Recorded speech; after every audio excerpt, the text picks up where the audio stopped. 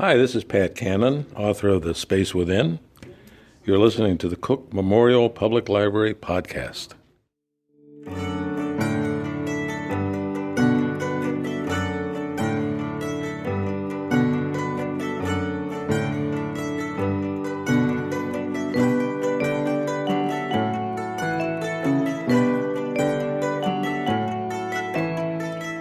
Hello and welcome to the Cook Memorial Public Library podcast, where we invite you to spend just a few minutes with the staff at Cook Library. I'm Nate Goss, and I am here today with Becky, who selects the entire library's film and music collection, and Lindsay, who oversees the library's digital services.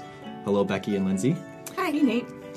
In case you missed the headlines, the Academy Awards were last Sunday night, and boy were they memorable, to say the least, but probably not in a way that any of the filmmakers would have preferred. Nevertheless, it was still a big night for Moonlight, La La Land, and a handful of other noteworthy films from last year.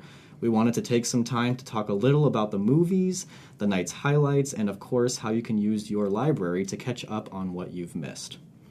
So why don't we just start generally speaking? Any general reactions from last night?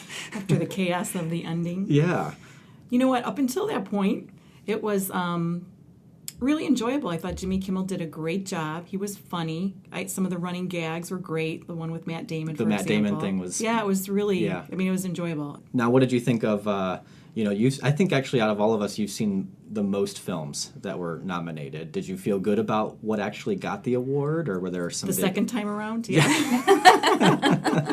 I actually was happy to see Moonlight win. I think I loved La La Land. I enjoyed it. I'm a musical geek. I love everything about musicals. That one I thought was okay. Mm-hmm. I enjoyed it. Moonlight affected me much more.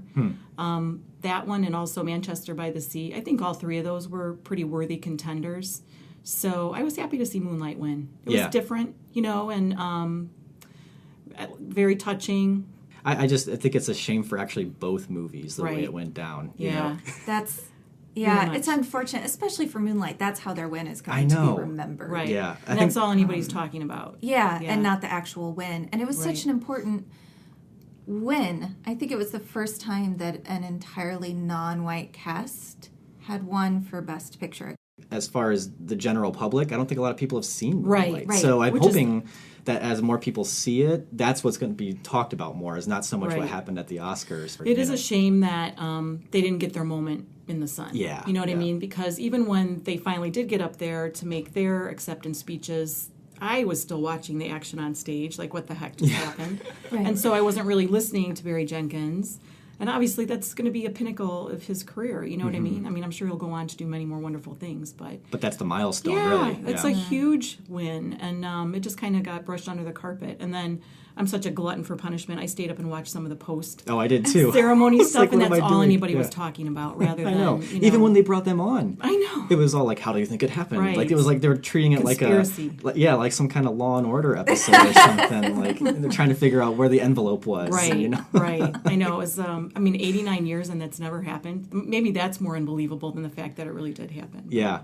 Moonlight actually is already really close to being released on DVD Blu-ray, right? I mean, this week should be out. Yep. Yeah, so I mean, if people can't even get to the theaters through the library, they can easily get their name on that hold list, which is going to grow pretty quickly. It already has, because it's been on order for a little while. So, but yeah, get your name on there. We ordered lots of copies, so we'll work through that list as fast as we can. And then also Mahershala Ali winning Best Actor. That seemed well deserved, huh? Yeah, and I think pretty much a slam dunk.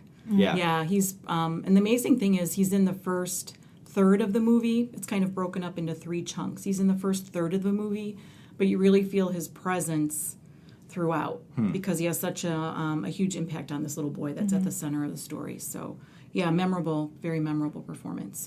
So let's talk a little bit about some of the other movies that some of us have seen that we want to kind of highlight and try to get people to check out from the library, or maybe even catch one of our movie matinees. Sure. Any other movies, even if we just talk broadly about 2016, like what was the year in film for you personally? I always do my mad push at the end to try and squeeze in all the Oscar nominees, so I did a pretty good job. I saw all of them except Hacksaw Ridge. That is very impressive. I know. I was pretty proud of myself. So my highlights, out of the nominees especially, Hidden Figures is a great feel-good movie. very inspiring. Lindsay, you saw that one, right? I did see that And one. appropriate for all ages, and Definitely. families should see it. I mean, really, really a good movie. Like I said, I enjoyed La La Land. We can talk about it more later if you'd like. Lion is really a wonderful movie. Very cinematic. I mean, it's just like a good old-fashioned movie. The little boy at the beginning who plays the young main character is The one that Jimmy tremendous. Kimmel lifted up like the Simba Lion from The King. Lion King. Yeah, he's adorable. Doesn't Yeah, that speak. happened. I've only seen him at awards shows, and he just seems like the world's most adorable boy is. right now. He is so cute, and he doesn't, didn't speak English in the movie, but he's such a good little actor. He's so expressive. He's got a future ahead of him, I think, for sure. And then Manchester by the Sea, I thought too. That was a hard one, sort of like Fences and Moonlight, in that it's a hard movie to watch. It's really emotional, but extremely well done. I was happy to see Casey Affleck win. I think I was glad to see him pull that out. I was really happy to see Lonergan win for writing. I'm pretty sure he writes all of his movies, so You Can Count on Me and Margaret. Oh, it's always the dialogue that makes those films. So to see him get some credit for that was really nice to see. And he doesn't make that many movies. Right. It seems like when he actually makes a movie, it's kind of a big deal for people who follow him. Yeah. And you could see the respect in the audience too when he won. Yeah. You could tell everybody was happy to see him win. And I'm pretty sure Manchester by the Sea, that's this week's movie matinee at the library. It is. It is. Yep. So Thursday and Friday. Thursday at Cook Park, Friday at Aspen Drive. They both start both days 1:30. And go check out your Best Actor winner. Some of the movies that I was glad just got some notice, and maybe not even for the biggest awards, but I finally caught up with Arrival. Have you guys seen Arrival? Yeah. Oh Not man, yet. that is I can't wait until I do. that movie really blew me away. For whatever reason, it hit me really hard. I think it won like sound mix or Nominated at least, yeah. It was nominated a few times, obviously for Best Picture as well, Right. but I think it won for sound editing. But I was sitting there through the whole thing, and every time Arrival came up as a nominee, I was like, "That's what should have won. That's what should have won." Almost every single time. Well, and I think there was kind of a consensus that Amy Adams really deserved a nomination for that movie too. Yeah. She was good in that movie. And I would have almost preferred to see her nominated rather than Meryl Streep for the umpteenth time. It's like every time she makes a movie, she gets nominated. Now it doesn't even matter. I think they just keep... Every movie she does is great. Really, do we need to nominate her every time? Right. I did think that was a good gag, though, how Kimmel kept talking about her being underrated. Yeah. But she milked it. She loved it. Yeah. Just like she can make a movie and not get nominated. I mean, It's true. Right? She doesn't... It's just kind of... She should just star in her own biopic. Right. And then just play herself and see if she gets nominated. Meryl Right. Streep for playing Meryl Streep in the story of Meryl Streep. Because who could do it better? Yeah. Yeah. Man. Let's see. Or put Even somebody, child, put Amy even Adams in child there. Meryl Streep. Right. I like Right. this idea. So what about like some of the other films that won, such as like animated? Who saw Zootopia?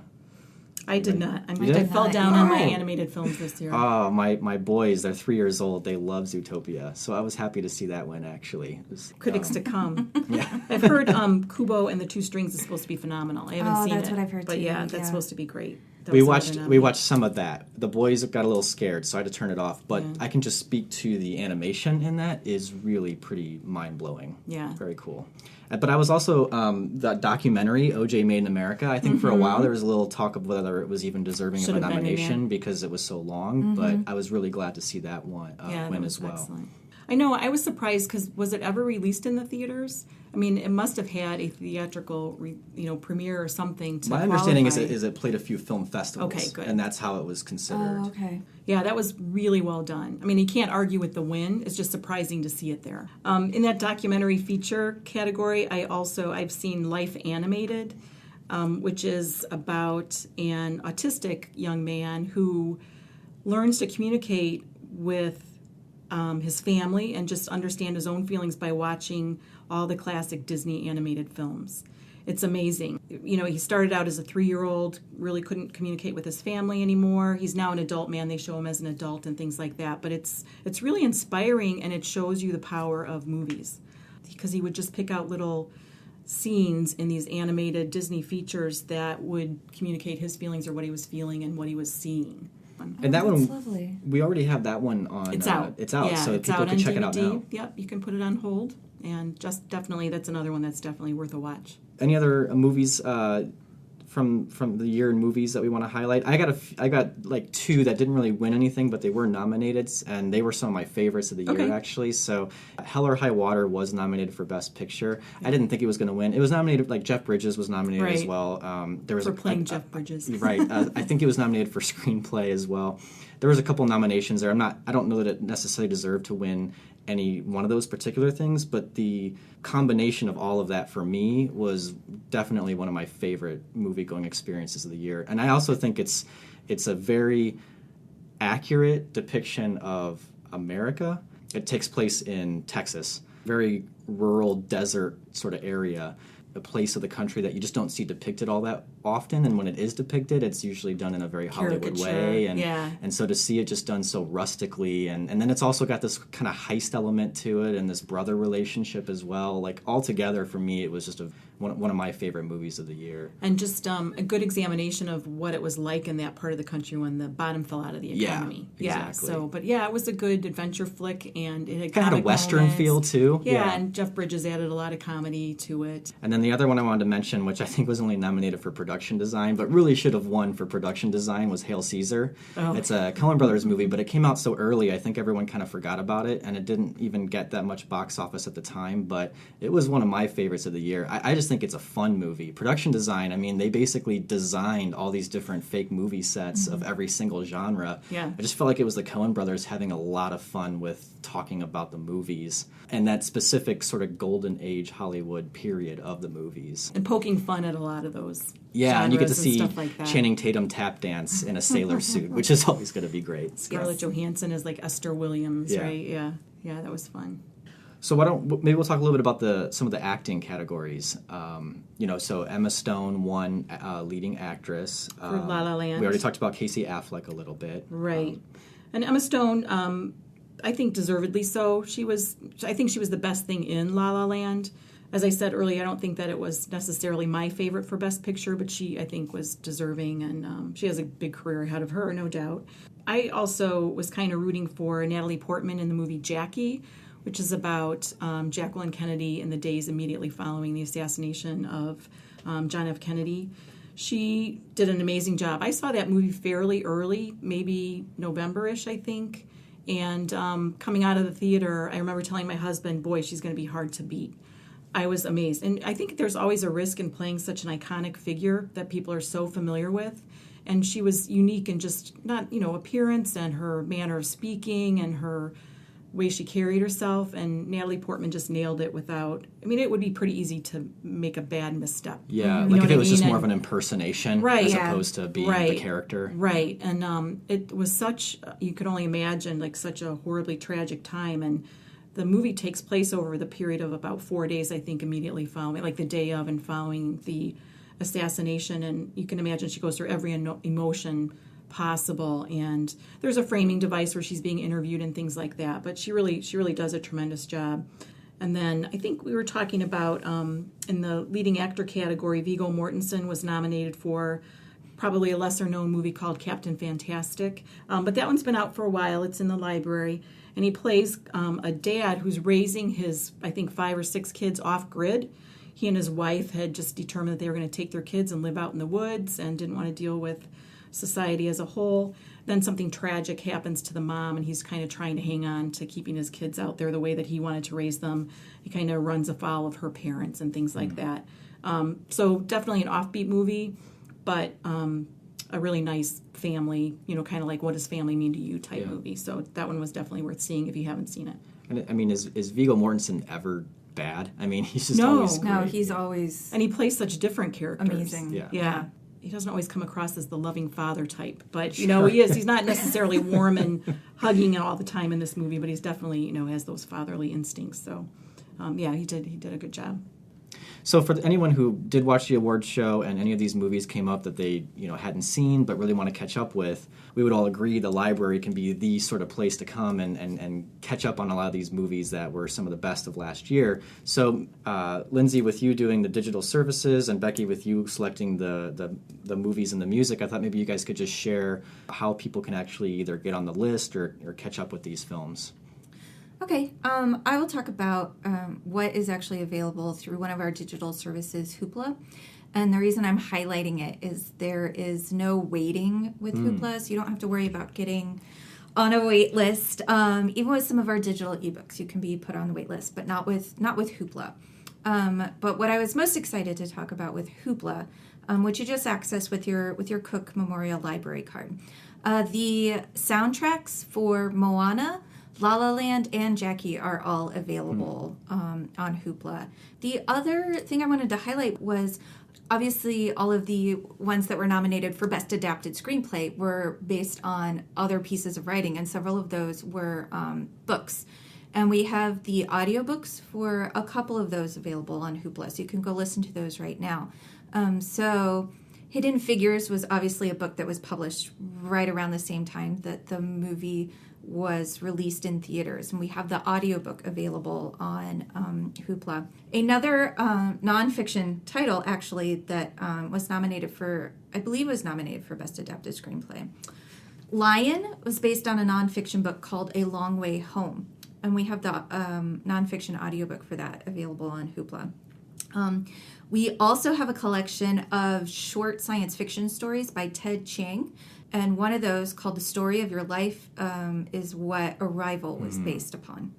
And knowing that it was based upon a short science fiction story, those are almost always made into just amazing movies. It made me want to see Arrival even more.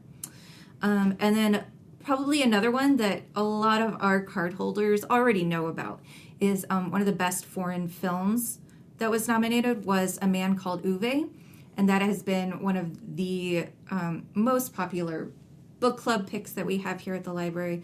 And I have heard, I haven't listened to it, but the audiobook is excellent, and we have that available on Hoopla as well. Yeah, that was nominated for Best Foreign Film. Yes. Which was Swedish, I think. Yes. Yeah. Yes. We do have a lot of movies available on Hoopla that were previously nominated for Academy Awards, either for Best Picture or Best Actor or Actress, that you can check out. So not, say, the most recent movies, but Sure. we do have, like, Silver Linings Playbook, Iron Lady that Meryl Streep was nominated for, of course. Of course. Blue Valentine, August Osage County, The Butler, The King's Speech. So there's a lot of those previous winners and nominees that you can watch. Great. All right. Thanks, Lindsay. Okay, so back to the the DVD Blu-ray situation. Almost all the Oscar-nominated Best Pictures are either already in or on order, so you can go ahead and place holds on those. Again, we're ordering lots of copies, so hopefully we'll get through those hold lists fairly quickly. Movie soundtracks and stuff like that are also available in music CD format in the library.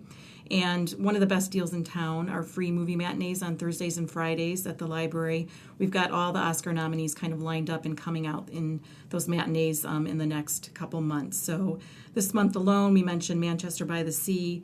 This week we'll be showing Jackie, Loving, Arrival. Next month we've got Hidden Figures, Fences, Lion. So just keep your eye out for those. You can call and find out what's playing, each week. Or we also have an email that you can subscribe to that lets you know ahead of time which matinees are showing which days. And those are Thursdays at Cook Park, 1:30. Right. And then the next day, Friday, we do them at the Aspen, same time, 1:30. Film, and, right. Popcorn and lemonade. Popcorn lemonade, Can't I'm beat telling that. you, it's the best deal in town. And just drop in. There's no registration, just come on in and we hope you'll join us. All right, so there you have it. If you watch the Academy Awards and you've got a lot of stuff to check off of your to-see list, why not head into the library or check some stuff out or download Hoopla. And if you want to dig a little bit deeper into any of this stuff, you can always go to our website, www.cooklib.org. While you're on that website, don't forget to also visit Shelf Life. That's the library's blog where we regularly share what's new and interesting in books, movies, and music. In fact, Becky often writes some stuff for what we call the Cook Library Cinema Club, little blog posts about movies and what's going on. That blog's address is shelflife.cooklib.org. If you ever want to get in touch with us or leave some feedback, you can always send us a message, webmaster@cooklib.org. If you're enjoying this podcast, keep spreading the word. And if you get a moment, please leave us a nice rating on iTunes. We will be back soon, but until then, keep reading, keep watching, and keep listening.